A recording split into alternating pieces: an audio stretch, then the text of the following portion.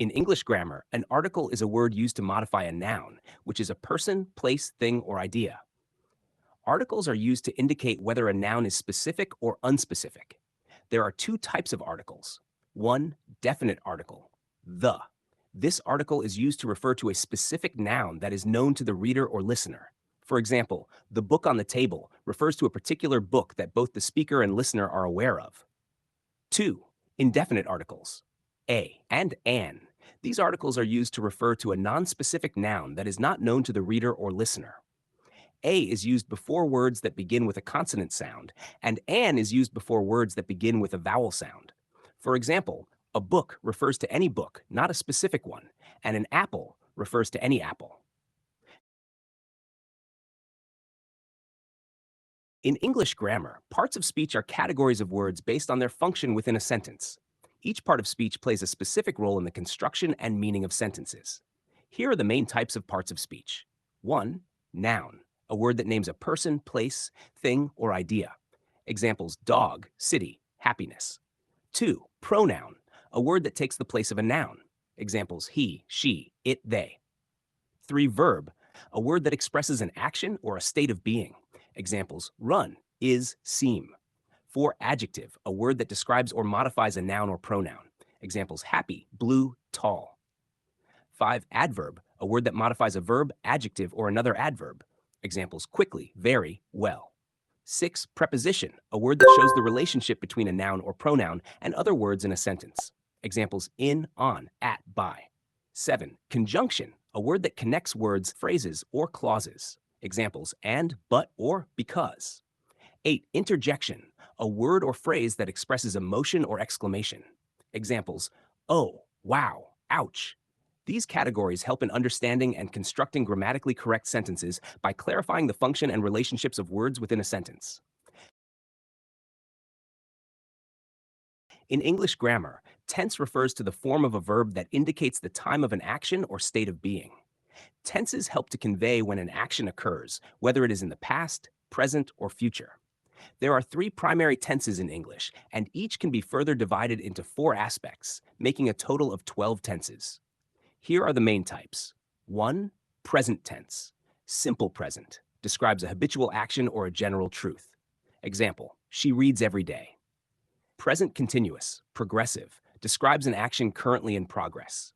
Example: she is reading now. Present perfect describes an action that occurred at an unspecified time or an action that started in the past and continues to the present. Example: she has read the book. Present perfect continuous describes an action that started in the past and is still continuing. Example: she has been reading for 2 hours. 2. Past tense, simple past, describes an action that was completed in the past. Example: she read the book yesterday. Past continuous, progressive, describes an action that was in progress at a specific time in the past. Example: she was reading at 8 p.m. Past perfect describes an action that was completed before another action in the past. Example: she had read the book before dinner. Past perfect continuous describes an action that was ongoing in the past up to a specific point. Example: she had been reading for 2 hours when he arrived. 3. Future tense, simple future, describes an action that will occur in the future. Example: she will read the book tomorrow. Future continuous, progressive, describes an action that will be in progress at a specific time in the future. Example: she will be reading at 8 p.m. Future perfect describes an action that will be completed before a specific point in the future. Example: she will have read the book by tomorrow. Future perfect continuous describes an action that will be ongoing up until a specific point in the future. Example: she will have been reading for 2 hours by the time he arrives. Understanding tense and its types is crucial for conveying the timing and duration of actions accurately in both spoken and written English. In English grammar, punctuation refers to the marks used in writing that help clarify meaning and indicate pauses or intonation patterns. Punctuation marks are essential for separating sentences and their elements, structuring written language, and helping readers understand the intended meaning of the text. Here are the main types of punctuation marks. 1. Period. used to indicate the end of a declarative sentence or statement. Example, she went to the store. 2, comma, used to separate items in a list, set off introductory elements, or indicate a pause within a sentence. Example, I bought apples, oranges, and bananas. 3, question mark, used at the end of a direct question. Example, are you coming to the party? 4, exclamation mark, used to express strong emotion or emphasis. Example, watch out. 5, colon, used to introduce a list, quotation, explanation, or example. Example, she needs to buy the following: milk, bread, and eggs. 6, semicolon, used to connect closely related independent clauses or separate items in a complex list. Example, she likes reading, he prefers writing. 7, quotation marks, used to enclose direct speech, quotations, or titles of short works. Example, she said, I'll be there soon. 8, apostrophe, used to indicate possession or form contractions. Example, John's book or can't. 9, parentheses, postural, used to enclose additional or explanatory material that is not essential to the main point. Example, she gave him a gift, a book for his birthday. 10, dash, used to indicate a pause or break in thought, or to set off additional information. Example, he was the best player. No one could match his skill. 11, hyphen, used to join words or parts of words, such as in compound words or numbers. Example, well-known or 21. 12, ellipsis, talk, used to indicate the omission of words or a trailing off of thought. Example, she began to speak but. 13, brackets, used to enclose explanatory or supplementary material within quoted text. Example, she, the author, wrote an excellent book. 14, slash, used to indicate alternatives or fractions. Example, and or 1/2. Each punctuation mark has specific rules and uses, contributing to the clarity, coherence, and readability of written language. Proper punctuation ensures that the intended meaning of the text is communicated effectively. In English grammar, capitalization refers to the practice of writing certain letters in uppercase rather than lowercase. Capitalization is used to indicate the beginning of sentences, proper nouns, and specific elements of writing to signal importance or specific grammatical functions. Key rules and types of capitalization. 1. Beginning of sentences. The first word of every sentence should be capitalized. Example, she went to the market. 2. Proper nouns. Names of specific people, places, organizations, and sometimes things are capitalized. Examples, John, Paris, Google. 3. Pronoun I. The pronoun I is always capitalized. Example, when I was young, I loved reading. 4. Titles. Titles of books, movies, songs, articles, and other works are capitalized. Example, The Great Gatsby, The New York Times. 5. Days, months, and holidays. The names of days of the week, months of the year, and holidays are capitalized. Examples, Monday, July, Christmas.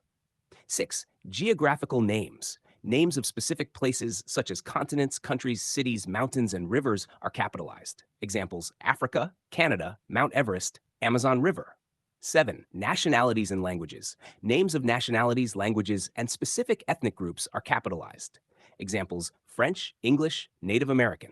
8. Titles and honorifics. Titles used before names and official titles are capitalized. Examples, Dr. Smith, President Lincoln, Professor Jones. 9. Major words and titles. In titles of books, articles, and other works, major words, nouns, pronouns, adjectives, verbs, adverbs, and subordinating conjunctions are capitalized. Minor words, articles, prepositions, and coordinating conjunctions are not unless they are the first or last word. Example, The Catcher in the Rye. 10. The first word in a direct quote. When quoting someone directly, the first word of the quote is capitalized. Example, she said, we need to leave now.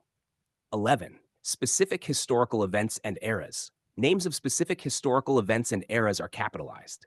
Examples, World War II, Renaissance. Proper use of capitalization helps convey the structure and meaning of the text, signaling the importance of certain words and aiding readability.